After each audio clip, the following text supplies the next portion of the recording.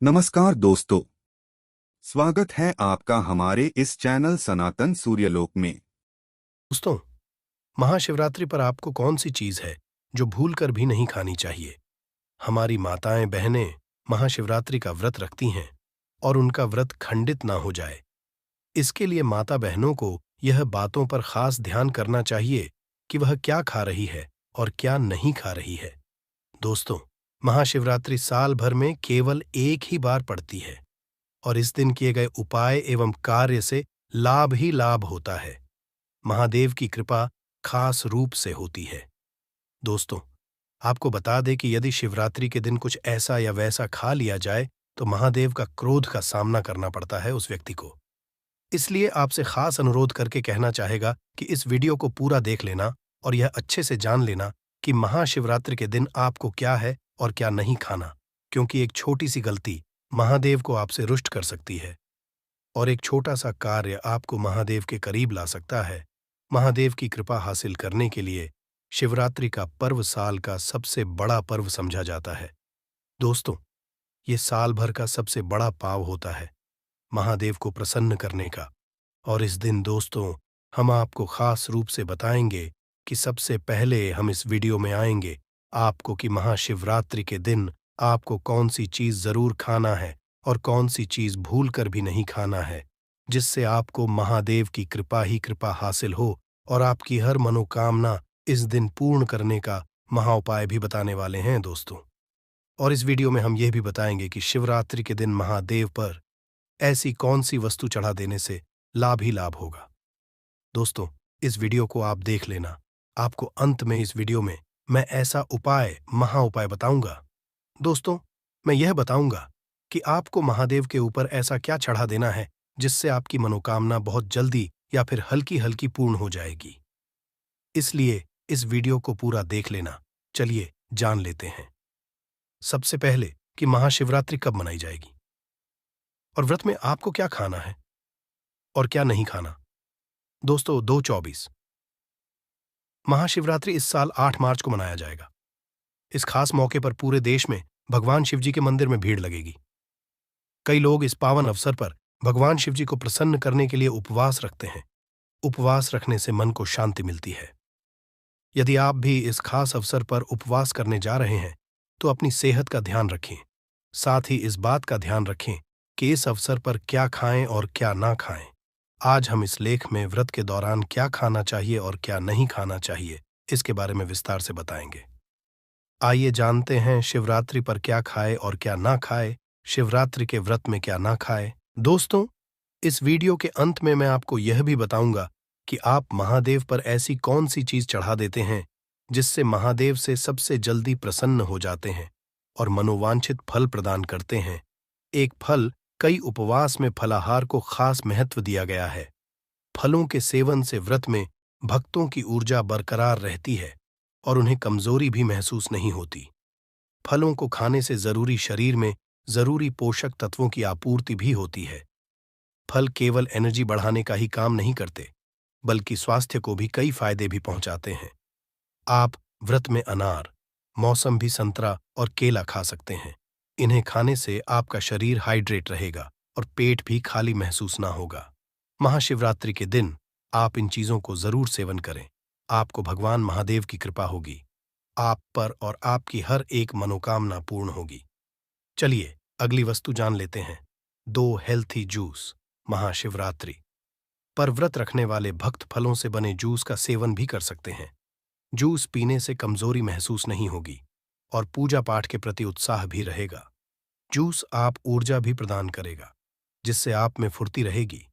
Juice आपको hydrated रखने में भी महत्वपूर्ण भूमिका निभाएंगे।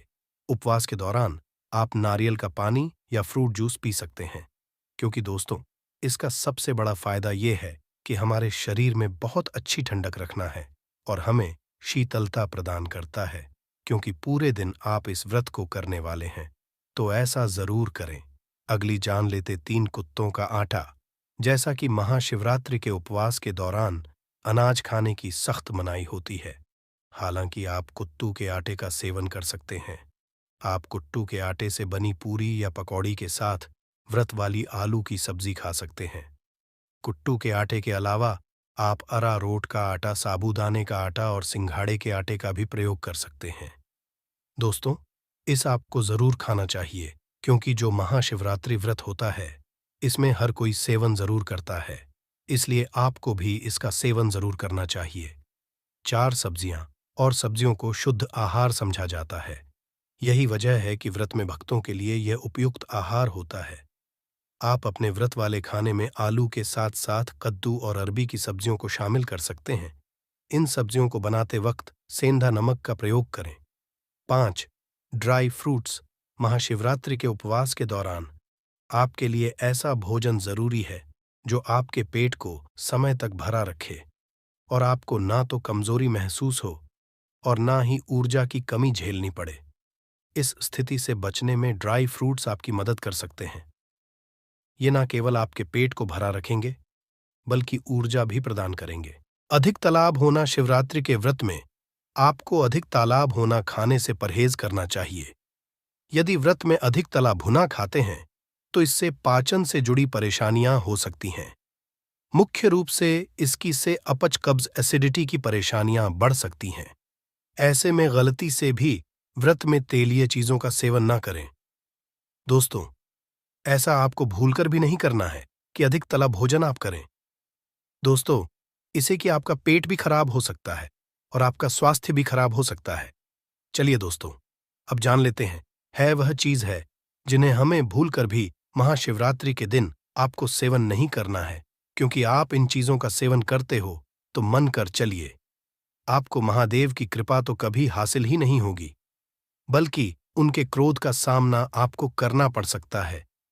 इसलिए इन कार्यों को भूल कर भी न करें और ऐसी चीजों को भूल कर भी न खाएं, क्योंकि हमें शिवरात्रि के दिन महादेव को प्रसन्न करना है, ना कि उन्हें अपने आप से रुष्ट। प्याज, लहसुन। व्रत में प्याज, लहसुन से बनी चीजों का सेवन करना अच्छा नहीं समझा जाता है। इसके अलावा सेहत की बात करें तो व्रत में लहसुन का सेवन करने से आपको एसिडिटी और अपच जैसी परेशानी हो सकती है। इसलिए प्याज, लहसुन का सेवन न करें। वहीं इस बात का ध्यान रखें कि व्रत में सफेद नमक के बजाय सेंधा नमक का सेवन करें। कफील युक्त चीजें। अधिकतर लोग व्रत के दौरान कई बार चाय और कॉफी पीने लगते हैं। इस तरह के आहार में कफीन की मात्रा ज्यादा होती है। इससे आपको व्रत के दौरान उल्टी, मतली, अनिद्रा की शिकायत हो सकती है। इसलिए अधिक मात्रा में चाय, कॉफी ना पिए।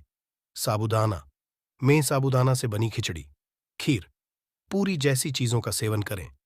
इससे आपका शरीर एनर्जेटिक रहता है। साथ ही आपको कई तरह के पोषक तत्व जैसे कैल्शियम, प्रोटीन हासिल होते हैं। इससे आपको किसी तरह की कमजोरी महसूस नहीं होती है। व्रत में शरीर को एनर्जेटिक बनाए रखने के लिए आप इन चीजों का सेवन करें। इससे आपका शरीर स्वस्थ रहेगा। वही व्रत को करने से पहले इससे जुड़े नियमों को जरूर जान लें। शिवरात्रि की पूजा में शिवलिंग पर आखिर वो कौन सी चीजें हैं जिन्हें चढ़ाने से भगवान शिव जल्द प्रसन्न होकर मनचाहा वरदान देते हैं? दोस्तों, अब हम आपको बताने वाले हैं कि महादेव पर ऐसी कौन सी चीज चढ़ा देने से आपकी मनोकामना बहुत ही जल्द, यानी कि जल्दी पूर्ण हो जाती है और लाखों करोड़ों व्यक्तियों की इस उपाय से मनोकामना पूर्ण होती है। क्योंकि यह उपाय हम पहले भी कई बार बता चुके हैं कि महादेव को ऐसी कौन सी चीज है अधिक प्रिय, और यदि शिवरात्रि के दिन यह चीज महादेव के ऊपर चढ़ा दी जाती है, यानी कि शिवलिंग के ऊपर चढ़ा दी जाती है या उनके पास में भी रख दी जाती है, तो मन कर चलिए, आपकी जीवन की तारे निराले हो सकते हैं। प्रिय दोस्तों, चलिए अब यह भी जान लेते हैं कि शिवरात्रि के दिन ऐसी कौन सी वस्तुएं चढ़ा देने से महादेव प्रसन्न हो जाते हैं और मनोवांछित फल देते हैं। दोस्तों, आपके जीवन में चल रही परेशानियों को महादेव दूर भी करते हैं। ऐसा करने मंत्र से दोस्तों आपको गुलाब ही लाभ होगा। चलिए अब जानते हैं महादेव पर ऐसी कौन सी चीज है महाशिवरात्रि के दिन जरूर ही हमें चलानी चाहिए, जिससे हमें लाभ ही लाभ। एक भस्म। भगवान शिव की पूजा में भस्म का उपयोग करना बहुत शुभ समझा जाता है। महाशिवरात्रि के दिन खास तौर पर इसे शिवलिंग पर चढ़ाना चाहिए। धार्मिक मान्यताओं के अनुसार शिवजी का प्रमुख वस्त्र भस्म समझा जाता है, क्योंकि उनका पूरा शरीर भस्म से ढका रहता है। इसलिए कोशिश करें कि महाशिवरात्रि के उन पर भस्म जरूर चढ़ाए।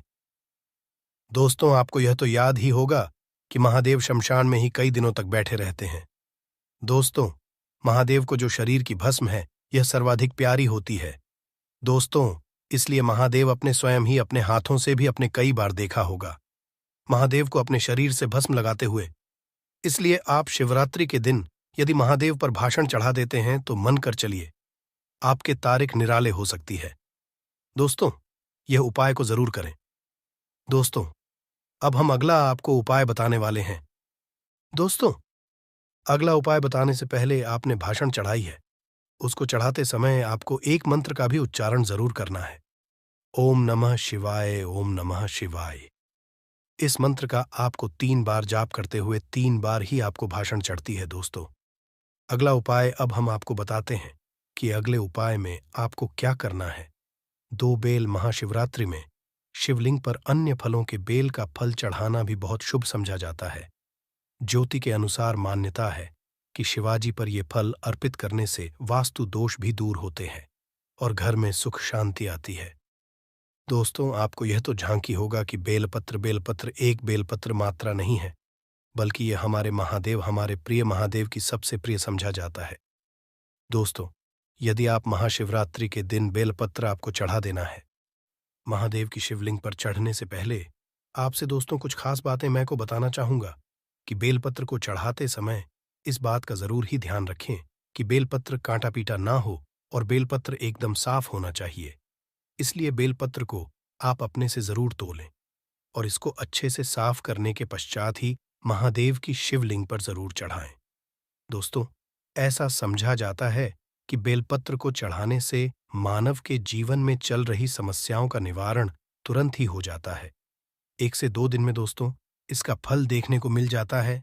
जिसके घर में बीमारी चलती है या जिसके घर में धन दौलत की कमी होती है, दोस्तों, महाशिवरात्रि के दिन यह उपाय किया जाता है तो मन कर चलिए उसके जीवन में खुशियां ही खुशियां बनी रहती हैं।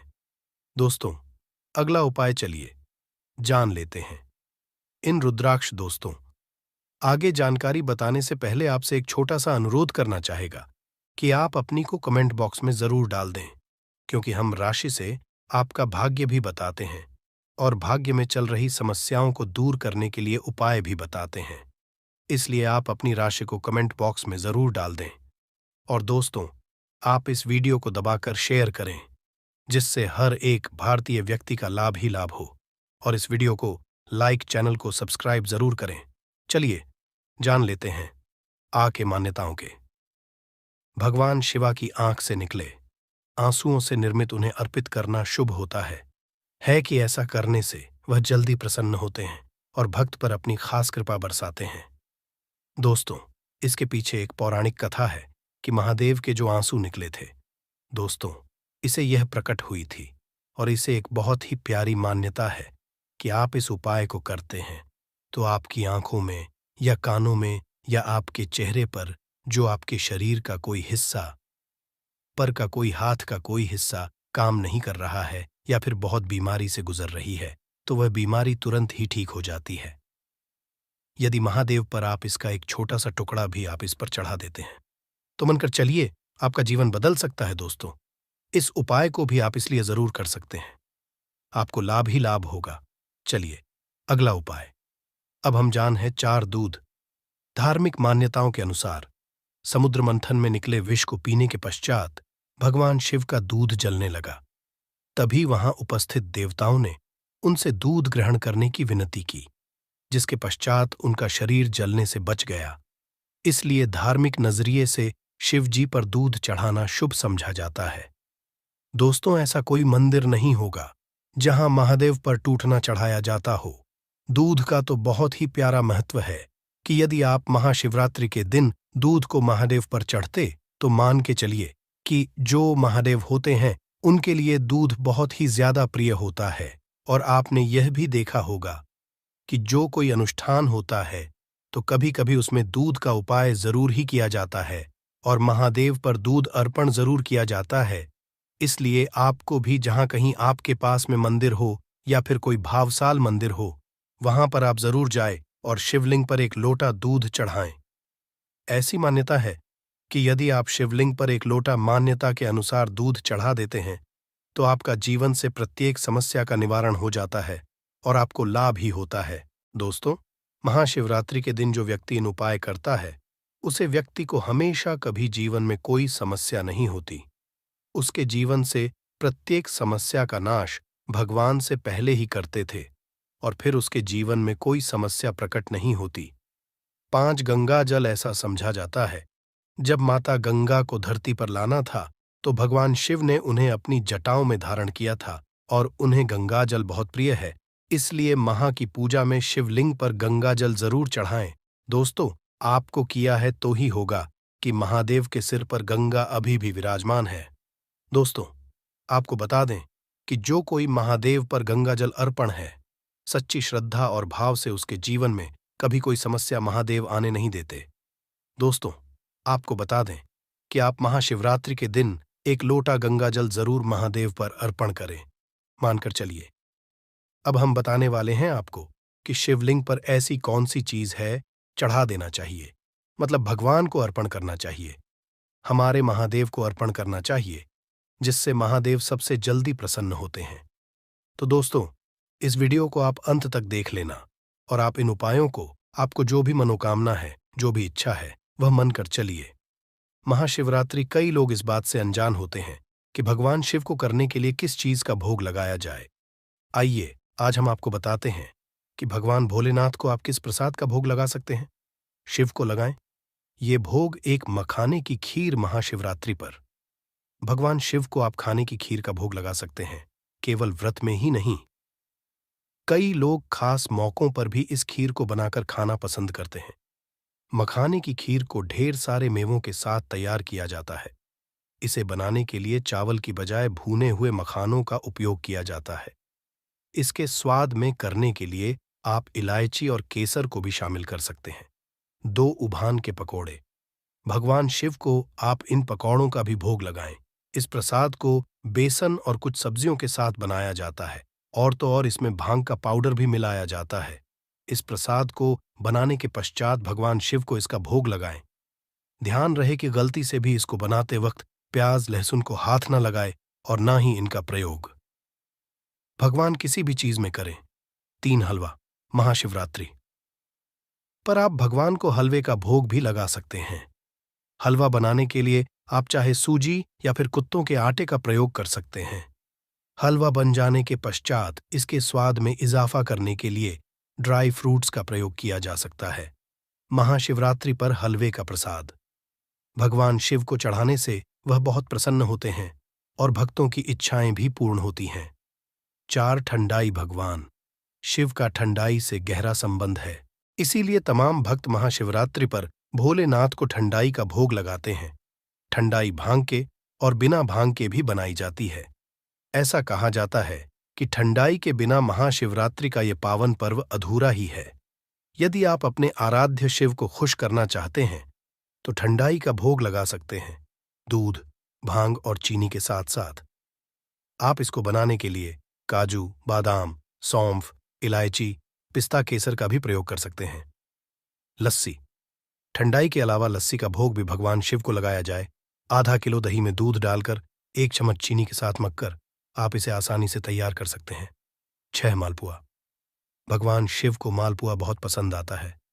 मालपुआ बनाते वक्त यदि आप इसमें थोड़ा सा भांग पाउडर मिला देंगे तो इसका स्वाद और बढ़ जाएगा। आप यदि भांग नहीं मिलाना चाहते तो भी, क्योंकि मालपुआ को बनाने के लिए भांग पाउडर डालना जरूरी नहीं है। शिवरात्रि से जुड़ी संपूर्ण जानकारी आपको इस वीडियो में मिलने वाली है, पर उससे पहले आपको ये हम बताएंगे कि शिवरात्रि कितनी तारीख को मनाई जा रही है और सही समय एवं संपूर्ण जानकारी इस वीडियो में हम आपको बताएंगे। तो इस वीडियो में ये भी बताया कि शिवराज के दिन ऐसा कौन सा गुप्त उपाय किया जाए जिससे आप रात और रात धनी बन सकते हैं। इस वीडियो को आप पूरा देख लेते हो तो आपका जीवन बदल सकता है। इसलिए हम आपसे हाथ जोड़कर निवेदन करते हैं कि इस वीडियो को देख लेना। चलिए जान लेते हैं बारी बारी से सब कुछ कि शिवरात्रि के दिन ऐसा क्या खा लेना है हमको, जिससे हम धन की हासिली हो, हमारी हर एक मनोकामना पूरी हो जाए।